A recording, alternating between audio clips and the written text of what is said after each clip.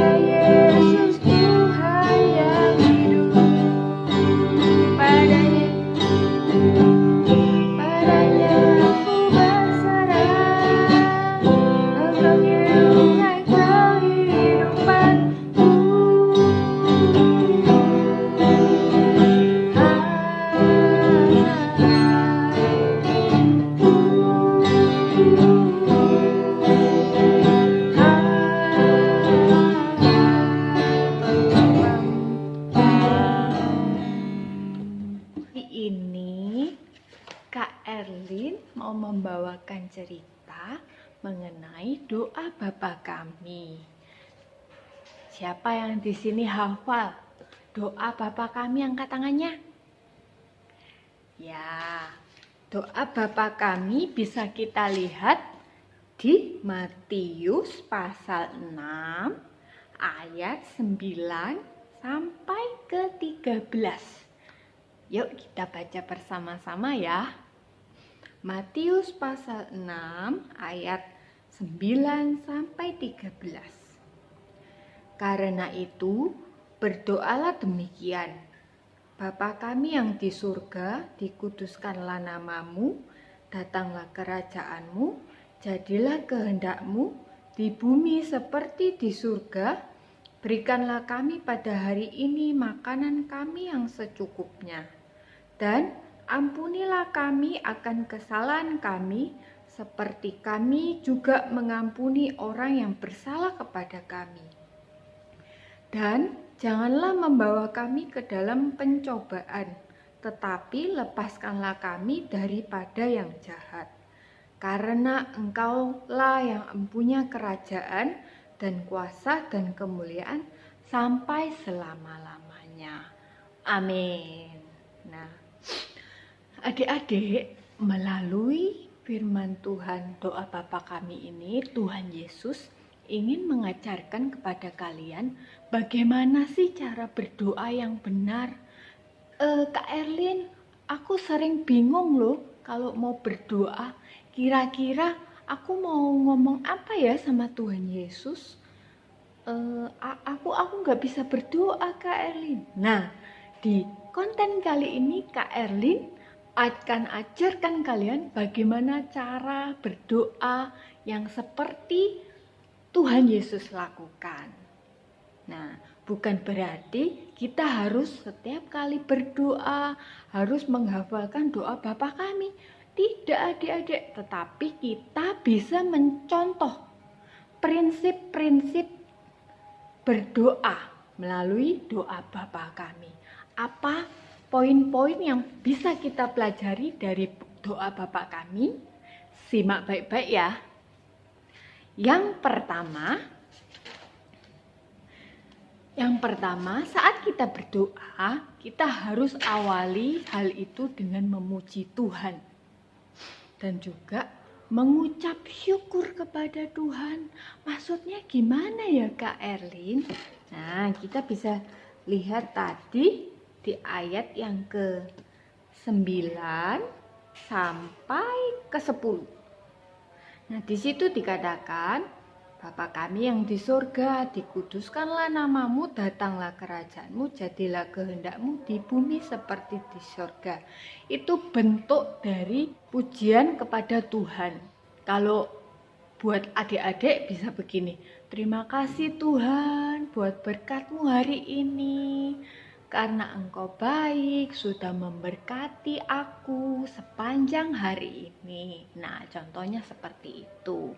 Melalui doa yang diawali dengan pujian kepada Tuhan dan ucapan syukur kepada Tuhan akan menjadi doa yang sangat mengagumkan di hadapan Tuhan. Kenapa begitu? Karena doa yang diawali dengan pujian dan ucapan syukur, Tuhan sangat disenangkan karena hal itu. Jadi poin yang pertama apa tadi? Kalau kita mau berdoa, harus memuji Tuhan dan mengucap syukur. Lalu contoh-contoh kita bisa mengucap syukur apalagi Kak Erlin? Nah, contoh yang lain seperti hari ini Kak Erlin berangkat kerja tapi gak hujan. Nah, itu contoh salah satunya. Kita bisa mengucap syukur. Terima kasih Tuhan karena hari ini Kak Erlin berangkat kerja tanpa ada hujan. Cuaca cerah. Nah, seperti itu adik-adik. Nah, poin yang kedua.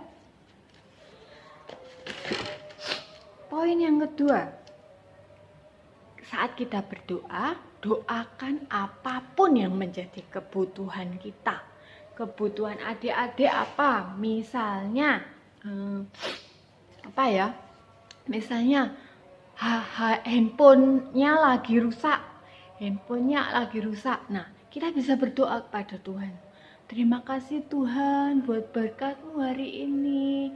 Tuhan, aku mau minta handphone baru karena handphone yang lama sudah rusak. Nah, itu tidak apa-apa adik-adik. Tidak diperlukan kata-kata yang panjang untuk berdoa kepada Tuhan. Cukup utarakan apa yang ada di hati kalian. Tuhan pasti sudah mengerti. Namun, poin yang kedua perlu diingat bahwa yang kita utarakan itu hanya kebutuhan. Adik-adik harus bisa membedakan kebutuhan antara kebutuhan juga keinginan. Kebutuhan itu apa sih Kak Erlin? Nah, seperti tadi handphone adik-adik lagi rusak. Maka perlu untuk menghubungi mama waktu di sekolah atau untuk menghubungi teman tanya PR, itu perlu handphone. Tapi karena rusak, adik-adik pasti memerlukan handphone baru kan? Nah, itu tidak apa-apa karena itu termasuk golongan kebutuhan. Lalu keinginan itu seperti apa? Keinginan itu seperti adik-adik masih punya handphone, masih bisa dipakai, masih bisa nyala.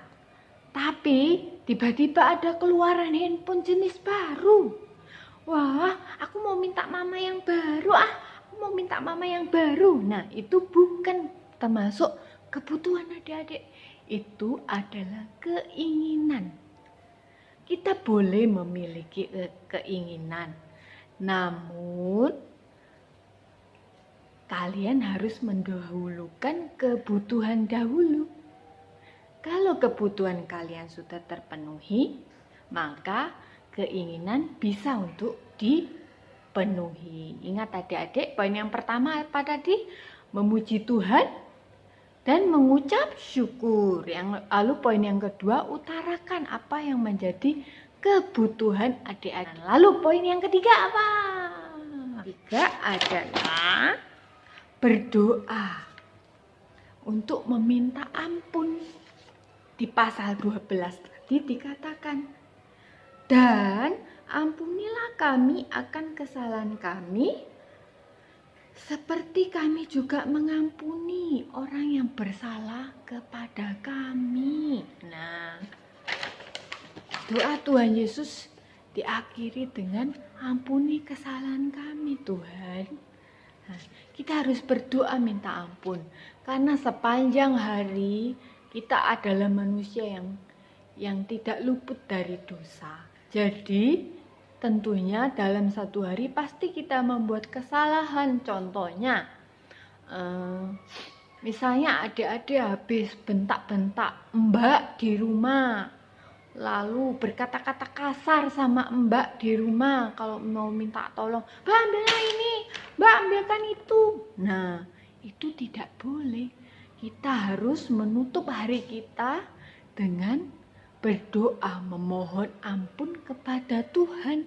Nah, kalau kita sudah minta ampun di hadapan Tuhan, maka Tuhan Yesus itu setia dan adil. Dia tidak akan meninggalkan kita walaupun kita sudah berbuat kesalahan.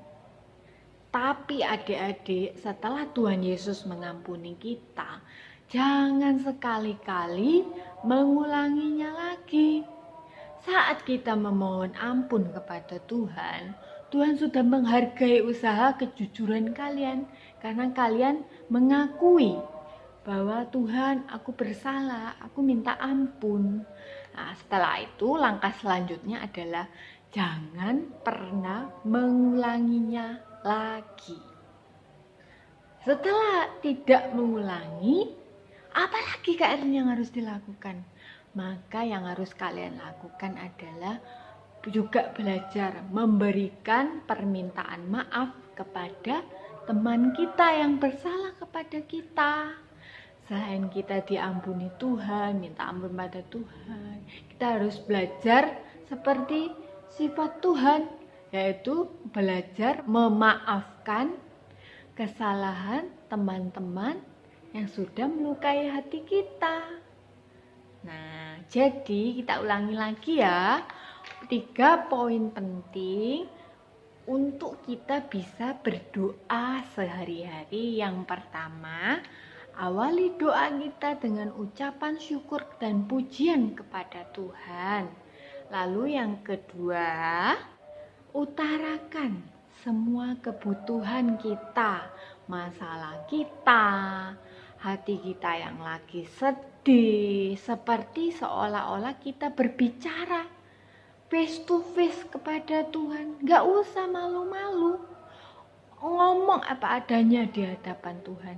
Tuhan sangat senang sekali kalau kalian bisa ngobrol apapun kepada Tuhan.